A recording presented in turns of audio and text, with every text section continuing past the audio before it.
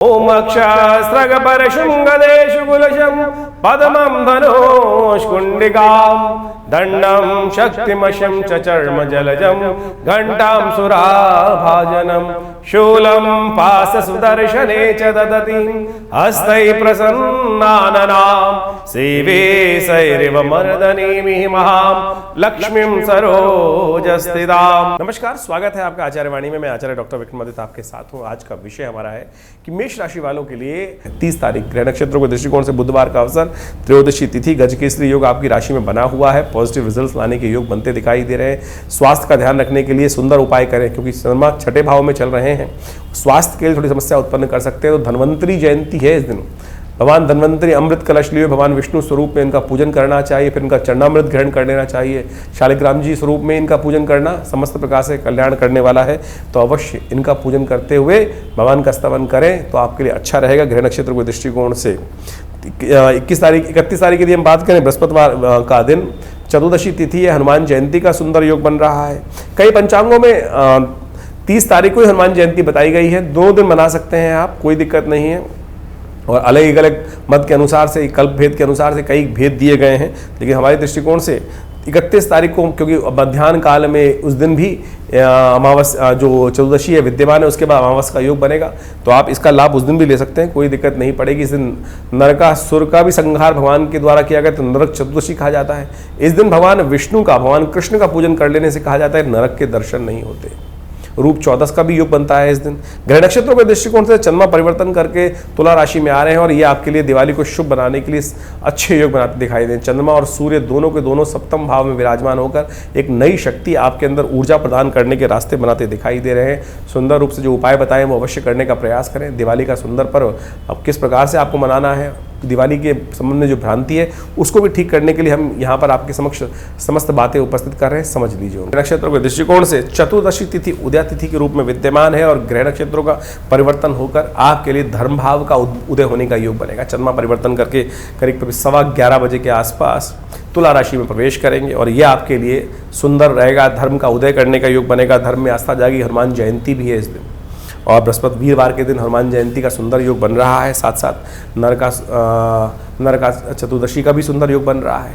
और इस दिन विशेष तौर पर एक प्रयोग अवश्य करना चाहिए। इस दिन सुबह सूर्योदय से पहले स्नान करना चाहिए और एक आपामार्ग का पेड़ का पत्ता, छोटी सी बूटी होती है जिसको चिड़चिटा बोला जाता है, उसको रात को ही उखाड़ के रख लेना चाहिए और अपने सिर से वार कर स्नान इत्यादि करने के उपरांत उपटन लगाकर तिल का तेल से स्नान करना चाहिए। यम के निमित्त जो विशेष तौर पर 14 मंत्रों के द्वारा तर्पण करने का विधि है वो अवश्य करना चाहिए स्नान के उपरांत। और उसके बाद यम के पुत्रों के निमित्त 2 दीपक घर के बाहर जलाने चाहिए और उसके बाद यम का पूजन करने के बाद फिर भगवान हनुमान जी की उपासना करनी चाहिए और साथ साथ भगवान विष्णु की उपासना करनी चाहिए। ये सब शास्त्र में वर्णित उपाय है। और दीपावली के संबंध में भी बता देते हैं। वैसे तो हम दीपावली के संबंध में बहुत सारी भ्रांति इस समय में उत्पन्न हो रही है कि दिवाली कब मनाई जाए। दीपावली का सुंदर पर्व 1 तारीख का रहेगा। दीपावली का सुंदर पर्व 1 तारीख का शास्त्र के दृष्टिकोण से रहना चाहिए। दीपावली के संबंध में आजकल बहुत सारे वीडियोस में लोगों ने कुछ भ्रांति उत्पन्न करने का प्रयास किया है। कहा गया है कि दीपावली जो है वो रात्रि में अमावस्या होनी चाहिए तब दीपावली मनाई जाती है। और इस बार हो क्या रहा है, ग्रह नक्षत्रों के दृष्टिकोण से हमें समझना चाहिए कि जो ग्रह नक्षत्रों का योग जो है, अमावस्या जो है वो विशेष तौर पर 1 तारीख की हम गणना करें तो शाम को करीब 6:15 बजे के आसपास तक है। और दिल्ली में हम सूर्यास्त की बात कर रहे हैं तो करीब सूर्यास्त जो हो रहे हैं 5:30 बजे के आसपास हो रहे हैं। तो ऐसे में प्रदोष काल में सुंदर, शास्त्र कहता है कि प्रदोष काल में यदि अमावस्या मिल जाए तो वही श्रेष्ठ काल है भगवती महालक्ष्मी का पूजन करने के लिए। जो लोग भ्रांति उत्पन्न करने का प्रयास करें, रात्रि में, प्रदोष काल रात्रि ही का ही प्रथम पहर मान लिया जाता है, तो उसमें रात्रि में अमावस्या मिल रही है, उदय तिथि अमावस्या मिल रही है, तो औचित्य ही नहीं है कि आप 31 तारीख को दीपावली मनाएं। ऐसा कोई शास्त्र में वर्णन नहीं है। कुछ लोग भ्रांति उत्पन्न करने का प्रयास कर रहे हैं और वो कह रहे हैं प्रदोष काल में उस दिन पहले ही मिल जाएगा। उदय तिथि मिल रही है और प्रदोष काल में जा रही है 1 तारीख को अमावस्या, तो फिर किस बात का? स्वाति नक्षत्र भी जो विद्यमान है वो रात्रि में मिल रहा है, तो फिर क्यों विशेष तौर पर हम भ्रांति में फंसे, कुछ लोग तथाकथित तौर पर ज्योतिष को गलत रूप से उपस्थित करने का प्रयास कर रहे हैं। शास्त्र में वर्णित है, प्रदोष काल में जिस दिन अमावस्या शुद्ध रूप से विद्यमान है और धर्म सिंधु, निर्णय सिंधु इत्यादि में इस बात को प्रतिपादित किया गया है, तो आप इस बात का ध्यान रखते हुए कार्य करें। कुछ लोग जबरदस्ती धर्म के प्रति भ्रम उत्पन्न करने का प्रयास करते हैं। 1 तारीख को ही दीपावली का सुंदर पर्व रहेगा, उसको इसी प्रकार से मनाने का प्रयास करेंगे तो बहुत सुंदर रहेगा। महालक्ष्मी की सुंदर पूजन 1 तारीख को ही रहेगा। तो अभी आपने दिन पर दिन किस प्रकार के ग्रह योग बनेंगे उसको समझा। अब ये समझ लीजिए, कार्तिक का महीना यह बड़ा अद्भुत महीना है। कार्तिक के महीने में कहा जाता है भगवान विष्णु के निमित्त जो अनेक आराधनाएं की जाती हैं वो समस्त प्रकार के कार्तिक महात्म्य में बताया गया है, समस्त प्रकार के मनोरथों को सिद्ध करती हैं। कार्तिक का महीना उत्सवों का महीना है और देवउठनी एकादशी भी इसी महीने में आती है। तो इसलिए इस पूरे मास में भगवान विष्णु की यथाशक्ति पूजन करने का हमें प्रयास करना चाहिए। दिवाली, अनेक प्रकार के उत्सव वो सब इसके अंदर आ ही रहे। अहोई अष्टमी, करवा चौथ, ये सब के सब इसमें आए। अभी आपने सब इसके बारे में महत्व सुना। अभी आने वाले समय में विशेष तौर पर देवउठनी एकादशी, तुलसी पूजन, समस्त प्रकार के अद्भुत उत्सव इसमें आएंगे। देव दिवाली का भी सुंदर उत्सव भी इसी कार्तिक के महीने में आता है। तो ये कार्तिक के महीने में श्रद्धा के साथ भगवान विष्णु की पूजन, साथ साथ महालक्ष्मी के पूजन करने का जो शास्त्र में विधान है, ये छोटी छोटी परिपाटियाँ नहीं हैं, ये वास्तविक तौर पे हमारे जीवन से कष्टों को दूर करने के लिए अद्भुत जो मुहूर्त है, इसका हमको उपयोग करने का प्रयास करना चाहिए। हमने सिलसिलेवार तरीके से आपको समस्त दिनों के उत्सवों के संबंध में जो भ्रांतियाँ वो भी बताई, आपके भविष्य में किस प्रकार के सुंदर योग बन रहे हैं वो भी आपको समझना चाहिए। और ज्योतिष विज्ञान के माध्यम से इन समस्त सूत्रों को यदि समझकर आप जीवन में उतारने का प्रयास करें। देखिए, आजकल ज्योतिष जो है ना, वो वास्तविक तौर पर केवल शुष्क ज्योतिष लोगों को करने का प्रयास किया जा रहा है, अध्यात्म के साथ जोड़ा ही नहीं जा रहा है। वैदिक ज्योतिष, आपने कॉन्सेप्ट सुना होगा वैदिक ज्योतिष का। वैदिक ज्योतिष को वास्तविक तौर पर पुरानी कथाओं के माध्यम से ही समझाया गया है और हर चीज को, हर सूत्र को हमारी भारतीय संस्कृति में कथा के साथ जोड़ दिया गया है। उस कथा का आदि भौतिक, आदि दैविक अर्थ भी होता है। यदि उन अर्थों को समझकर आप उन सूत्रों को समझ लें कि किस प्रकार से हमें कौन कौन से उपाय कर लेने चाहिए जो हमारे जीवन में कष्टों का निवारण करें, वही इस ज्योतिष का उद्देश्य है। और उन समस्त सिद्धांतों को ही हम इस कार्यक्रम के माध्यम से आपके समक्ष रखने का प्रयास करते हैं। तो जो उपाय हमने बताए, चाहे वो दिवाली के उपाय हों, चाहे वो धनतेरस के उपाय हों, और धनतेरस के दिन विशेष तौर पर शास्त्र के दृष्टिकोण से जो हमने आपको बताया कि यमदीप दान का एक मुहूर्त बताया था आपको। दिवाली का ही मेन उत्सव है, उसको अच्छे समझ लें कि किस प्रकार की। हमारे यहाँ दिवाली 1 दिन की या 2 दिन की दिवाली नहीं होती। आमतौर पे क्या होता है, छोटी दिवाली, बड़ी दिवाली एक भ्रांति के रूप में लोगों के मनोमस्तिष्क में आ जाती है, लेकिन दिवाली भारतीय संस्कृति में 5 दिन की मनाई जाती है, जो धनतेरस से आरंभ होती है और विशेष तौर पर जाती है भैया दूज तक।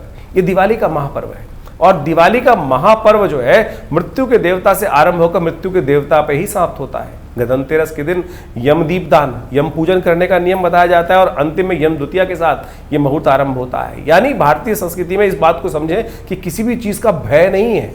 यानी यम का मतलब मृत्यु के देवता, उनके भी पूजन करने का शास्त्र में नियम बताया गया है। और यदि आप यमदीप दान कर लें, कहा जाता है कि 1 वर्ष तक, यानी इस यमदीप दान से अगले यमदीप दान तक, यानी कार्तिक मास के जो कृष्ण पक्ष की त्रयोदशी से लेकर अगले वर्ष की त्रयोदशी, कृष्ण पक्ष की जो कार्तिक की त्रयोदशी तक अपमृत्यु होने के योग नहीं बनेंगे, केवल 1 दीपदान यदि कर लिया जाए। सूत्र भी समझ लीजिए किस प्रकार से शास्त्र के अनुसार से उसको बताया गया है। शास्त्र के 29 तारीख को ये योग हमने जो बताया आपको, उस दिन यम दीपदान का सुंदर मुहूर्त बन रहा है और विशेष तौर पर 29 तारीख से ये आरंभ हो जाएगा, क्योंकि शाम के समय प्रदोष काल में उस दिन त्रयोदशी आ जाएगी, तो उस दिन से ये योग बन के आरंभ हो जाएगा। उस दिन से यदि आप इन उपायों को कर लें तो शास्त्र के दृष्टिकोण समझिएगा अद्भुत रूप से योग बन जाएगा। इस बार दीपावली का जो उत्सव है 29 तारीख से आरंभ हो रहा है। यम दीप दान से उसको करने का प्रयास करना चाहिए। उस दिन 29 तारीख की शाम के समय एक सूत्र समझ लें, एक अद्भुत रूप से क्या शास्त्र बताया गया है कि उस दिन एक दीपक,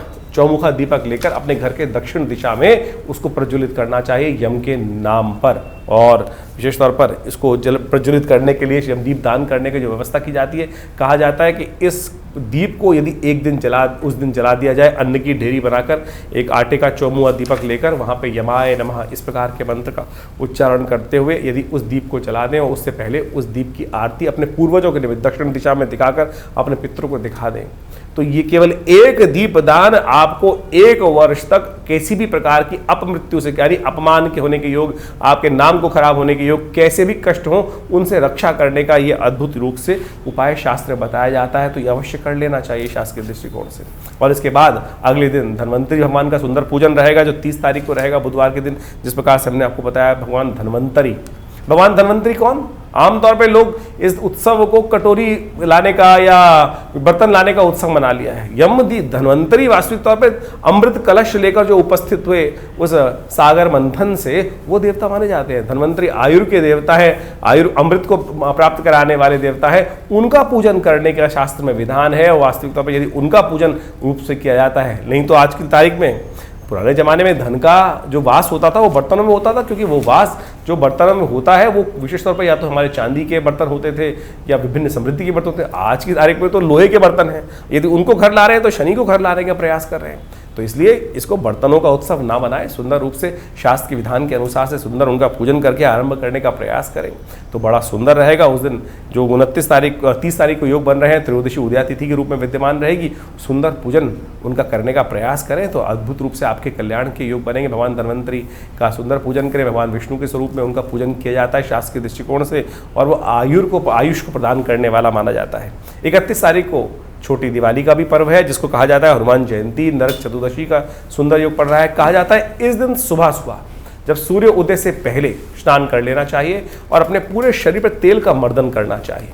तिल के तेल का मर्दन करना शास्त्र में बताया गया है। और एक अपामार्ग का पेड़ होता है, कहा जाता है कि इस अपामार्ग के पेड़ को अपने सिर पे से वार कर रख देना चाहिए एक तरफ, जिससे नजर बजर अलाय वलाय सब निकल जाएं। और सूर्य उदय से पहले इस प्रोसेस को करने का नियम शास्त्र में बताया गया है। और उसके साथ साथ जैसे ही सूर्य उदय से पहले स्नान करने के उपरांत अपने घर के बाहर मुख्य दरवाजों पर 2 दीपक, जिनको यमराज के रूप में ही उपस्थित किया जाता है, 2 श्वानों के रूप में उनको 2 दीपक वहां जला दी जाते हैं और उनको जला के रख देना चाहिए। उनका पूजन, ये पूरा यमदीप दान होगा इस बार, क्योंकि यमदीप दान एक दिन पहले पड़ रहा है। लेकिन आमतौर पर यदि त्रयोदशी पूरी रात प्रदोष काल तक विद्यमान होती है तो शाम को यमदीप दान किया जाता है। लेकिन ये यमदीप दान जो है वो एक दिन पहले इस बार हो गया है। तो इसका जो 31 तारीख को सुबह सूर्योदय से पहले इस प्रोसेस को पूरा किया जाएगा। और कहा जाता है इस प्रोसेस को यदि पूरा कर लिया जाए तो समस्त प्रकार के कष्टों का निवारण करने का योग बनता है। इसके साथ साथ हनुमान जयंती मध्य पर्व में आएगी। दोपहर के समय सुंदर रूप से हनुमान जी का सुंदर चूरमा बनाकर घर में भोग लगाएं उसके बाद, और उनका पूजन करें बड़े आनंद के साथ। और साथ साथ नरक का भी संहार भगवान कृष्ण ने इसी दिन किया था। तो उनके निमित्त विशेष तौर पर सुंदर पूजन करने का, शाम को शालिग्राम भगवान का पूजन करते हुए कार्य किया जाना चाहिए। और इस दिन अभ्यंगम का भी शास्त्र रूप 14 भी कहा जाता है। तो उपटन लगाकर, जो सुबह सुबह का प्रोसेस है कि जो तिल के तेल में उपटन लगाकर अपने पूरे शरीर पर मर्दन करना, उसके बाद यम के निमित्त तर्पण किया जाता है 14 मंत्रों से, जो दक्षिण की दिशा में बैठकर 14 मंत्रों के द्वारा तर्पण करने की शास्त्र में विधि बताई गई है। यम के समस्त 14 मंत्रों का उच्चारण करते हुए वो तर्पण अवश्य करना चाहिए। ये अभ्यंग जो विशेष तौर पर जो रूप 14 का पूर्ण विधि बताया गया। उसके बाद 2 दीप जलाए जाते हैं घर के बाहर सूर्योदय से पहले पहले मुख्य दरवाजे के दोनों भागों पर। तो अवश्य इसका पूर्ण नियम करना चाहिए। और 1 तारीख को दिवाली का सुंदर पर्व रहेगा। ये दिवाली का पर्व बड़ा आनंददायक पर्व है, लेकिन कुछ लोगों ने भ्रांति उत्पन्न करने का प्रयास कर दिया है कि दिवाली कब मने, 31 तारीख को। क्या कारण क्या है कि लोगों को अज्ञान तो है नहीं। अब जो रात्रि के समय अमावस्या का प्रयोग करते हुए लोगों ने बहुत सारी भ्रांति उत्पन्न करने का प्रयास किया। देखिए 1 तारीख को सूर्योदय के साथ साथ प्रदोष तक, यानी करीब करीब शाम को 6:15 बजे तक आपको अमावस्या मिल रही है। और प्रदोष काल प्रशस्त है। यदि प्रदोष काल के अंदर सुंदर योग बने तो उस दिन कोई दिक्कत नहीं है, उसका पूजन कर लेना चाहिए। तो शाम के समय यदि प्रदोष काल में जो अमावस्या आपको मिल रही है तो उसमें उसका पूजन किया जाए। 31 तारीख का दिवाली का कोई औचित्य बनता ही नहीं है, क्योंकि उस दिन दोपहर के बाद करीब करीब 3 बजे के आसपास अमावस्या आई और लोगों ने कई भ्रांति उत्पन्न करने का प्रयास कर दिया। स्वाति नक्षत्र भी आपको 1 तारीख को ही मिल रहा है और साथ साथ शाम के प्रदोष काल तक। तो प्रदोष काल में ही महालक्ष्मी का पूजन करना सबसे श्रेष्ठ माना जाता है। प्रदोष काल में अमावस्या है आपके पास, उदय तिथि शुद्ध रूप से विद्यमान है, तो कोई भ्रांति उत्पन्न करने की जरूरत नहीं है। सीधा सीधा सूत्र है कि प्रदोष काल के अंदर जिस सुंदर रूप से उदय तिथि के रूप में अमावस्या विद्यमान है तो उसी दिन दिवाली का सुंदर पर्व रहेगा। इसमें कोई भ्रांति उत्पन्न करने की कतई जरूरत नहीं है। शास्त्र विधि के अनुसार से बड़ा श्रेष्ठ कहा गया है। इसके अगले दिन गोवर्धन का पूजन रहेगा। 2 तारीख को गोवर्धन भगवान विष्णु के निमित्त अन्नकूट का पूजन किया जाता है और प्रदोष काल में भगवान विष्णु का सुंदर पूजन करते हुए भगवान का सुंदर स्तवन करें, भगवान कृष्ण का अन्नकूट इत्यादि का प्रसाद सुंदर रूप से बनाया जाता है, तो वो भी कार्यक्रम जो रहता है वो भी बड़ा अद्भुत रूप से शास्त्र के अंदर वर्णित है। और ये सारे के सारे कर्म अवश्य करने का प्रयास करना चाहिए। एक बात और, ये गोवर्धन का जो दिन माना जाता है, जिसके अंदर प्रतिपदा के दिन ये योग बनाया जाता है, कार्तिक मास के शुक्ल पक्ष की प्रतिपदा के दिन, ये वो मुहूर्त है कि जिस दिन जैसा करोगे पूरे आने वाले 365 दिन तक वैसा आपके साथ होगा। और आप समझें कि आमतौर पे क्या होता है, लोग देर तक जागरण करते हैं, उसके बाद सुबह देर में उठते हैं, तो पूरा साल ही आलस में रहता है। तो इस दिन कम से कम सुबह जल्दी उठकर भगवान का सुंदर स्तवन करें, भगवान कृष्ण का स्मरण करें, समस्त प्रकार से कष्टों को दूर करने के लिए अन्नकूट इत्यादि का पूजन करें, भगवान पर विश्वास रखते हुए कार्य करें, और गोवत्स गाय का पूजन करें। गो क्रीड़ा का भी शास्त्र में विधान बताया जाता है, भगवती का पूजन करने का शास्त्र में विधान बनाया जाता है। तो इन सब चीज़ों को करके सुंदर रूप से समय निकालने का प्रयास करेंगे तो बड़ा अच्छा रहेगा। आनंद भाव से रहें, गुस्से में ना रहें, आलस में ना रहें, क्योंकि ये जैसा हमने कहा 365 दिन तक वैसा ही होने के आपके साथ योग बनेंगे। आमतौर पे नए साल के दिन लोगों ने कह देते हैं रेजोल्यूशन पास कर लो, आज जो करोगे वैसा पूरे साल बनेगा। वो 1 जनवरी का नहीं है भाई। मुहूर्त वो विशेष तौर पर कार्तिक के शुक्ल पक्ष की प्रतिपदा के दिन का मुहूर्त है। तो इस दिन यानी गोवर्धन वाले दिन इस बार 2 नवंबर को योग पड़ रहा है, तो आनंद के साथ उस पर्व को मनाने का प्रयास करें। और साथ साथ इसके बाद दीपावली का अंतिम पर्व जो होता है वो होता है यम द्वितीया, भाई दूज का पर्व। कहा जाता है कि यमुना जी भगवती जो यमराज जी की बहन है, और इस दिन यमुना जी ने बड़े सत्कार के साथ यमराज जी को बुलाया था और कहा था कि कभी आप हमारे घर नहीं आते हैं। तो उस दिन यमराज जी ने कहा कि मैं अवश्य आऊँगा। और कहा जाता है शास्त्र के दृष्टिकोण से उस दिन अपने घर में भोजन नहीं करना चाहिए, बहन के घर जाकर ही भोजन करने का नियम है। और बहन भाई की दीर्घायु के लिए उसको तिलक करती हैं, तो ये अवश्य नियम पालन करने का प्रयास करना चाहिए। भारतीय संस्कृति के अद्भुत पर्व हैं, और इन सब मुहूर्तों के अंदर आपको कोशिश ये करनी चाहिए दीपावली पर्व के अंदर अपने घर में सिद्ध महालक्ष्मी का यंत्र स्थापित करें, साथ साथ दक्षिणावर्ती शंख स्थापित करने का प्रयास करें। यह महालक्ष्मी का साक्षात प्रतीक माना जाता है, और महालक्ष्मी का साक्षात प्रतीक माना जाता है समस्त कष्टों को निवारण किया था। जब दिवाली का पूजन करें आप, दिवाली के दिन यानी जो इस बार दीपावली का जो 1 नवंबर को सुंदर पर्व पड़ रहा है, उस दिन पूजन के अंत में भगवती को कमल के पुष्पों की एक विशेष तौर पर शैया प्रदान की जाती है। और पूजन के अंत में यदि कमल के पुष्प नहीं मिल रहे हैं तो मखानों को ले सकते हैं आप, और मखानों को लेकर सुंदर तो एक प्लेट में रखकर उनके समक्ष उपस्थित करने का प्रयास करें। और महालक्ष्मी का पूजन विशेष तौर पर श्री सूक्त के मंत्रों से करेंगे तो बहुत श्रेष्ठ रहेगा। उस दिन यज्ञ इत्यादि करें, आनंद भाव से कार्य करने का प्रयास करें। ये एक सिद्ध मुहूर्त हैं ये सब के सब, तो अवश्य इन सब मुहूर्तों में सुंदर रूप से पूजन करते हुए कार्य करने का प्रयास करेंगे तो अद्भुत रूप से आपके जीवन में समस्त कष्टों का निवारण करने का योग बनेगा। सिद्ध महायंत्र, विशेष तौर पर महालक्ष्मी का सिद्ध यंत्र अवश्य स्थापित करना चाहिए महालक्ष्मी, और पूरे वर्ष उनकी पूजन करने की सुंदर व्यवस्था बनाने का प्रयास करना चाहिए। और ये समस्त प्रकार के आपके अनिष्टों को दूर करने का योग बनाती हैं ये सारी चीज़ें। और शंख, दक्षिणावर्ती शंख इस दिन यदि घर में स्थापित करें तो कहा जाता है साक्षात महालक्ष्मी का प्रतीक माना जाते हैं ये सब निधियाँ। तो अवश्य शास्त्र के दृष्टिकोण से इन सुंदर मुहूर्तों का लाभ लेते हुए कार्य करने का प्रयास करें, बहुत आनंद रहेगा।